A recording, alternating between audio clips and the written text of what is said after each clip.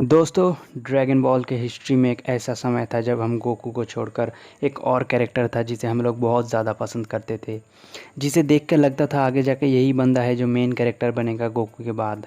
वो कैरेक्टर इतना ज़्यादा स्ट्रॉन्ग और इतना ज़्यादा पावरफुल था कि हम उसके दीवाने बन चुके थे। हम जैसे देखना चाहते थे वो वैसे ही हमारे एक्सपेक्टेशन के ऊपर खरा उतरा था। जी हाँ दोस्तों, हम बात कर रहे हैं गोहान के बारे में। आज मैं बताने वाला हूँ पास्ट में गोहान आज के मुकाबले कितना ज़्यादा स्ट्रॉन्ग था। मैं हूँ आकिब और आप देख रहे हैं एनिमैक्स IND चैनल।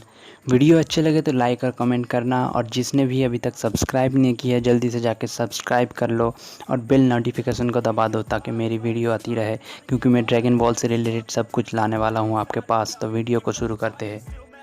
तो गोहान का फर्स्ट इंट्रोड्यूस किया गया था ड्रैगन बॉल जी में। गोहान भी गोकू की तरह लो पावर लेवल के साथ पैदा हुआ था, और हाफ ब्रीड सैयन में से गोहान ही एक लौता सैयन है जो टेल के साथ जन्म लिया था। गोहान का पावर का झलक हमें पहली बार देखने को मिला जब रेडिस धरती पे आया, और रेडिस गोकू को मारने के लिए गोहान को किडनैप किया और स्पेस बॉल में डाल दिया। फिर जो मंजर हमें दिखा उसका क्या कहना। गोहान आ गया रेज में, उड़ते हुए जाके टकराया रेडिस के सीने में, और उससे रेडिस का बोलती बंद हो गई। वहीं पे हमें पहली बार गोहान के पावर को देखने को मिला। उसके बाद पिकोलो के साथ ट्रेनिंग की, काफ़ी ज़्यादा कड़ी ट्रेनिंग करने के बाद समय आया सैयन सागा में, जब वेजिटा धरती पे आया, और अब गोहान ने वेजिटा को कड़ी टक्कर दिया मुकाबले में। उसके बाद आया फ्रीज़ा।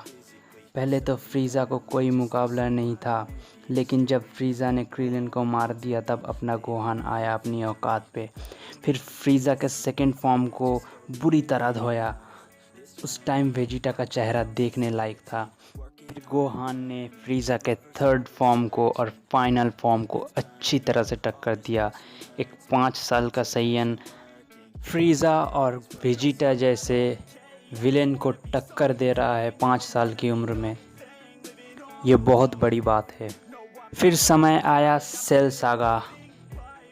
गोहान गोकू के साथ हाइपरबॉलिक टाइम चेम्बर के अंदर काफ़ी समय से ट्रेनिंग किया, और वहीं पे उसने सुपर सैयन में ट्रांसफॉर्म होना सीखा।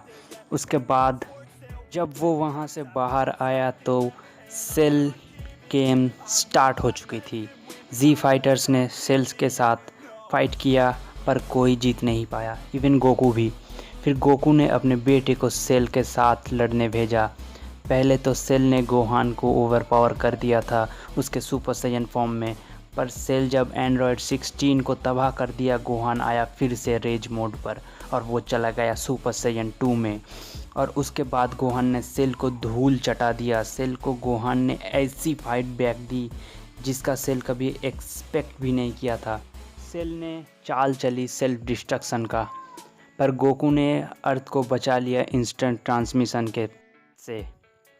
पर सेल फिर से वापस आ गया, और गोहान ने कामेहामेहा के मदद से सेल की एक सेल को तबाह कर दिया। उसके बाद समय आया 7 साल बाद बू सागा में।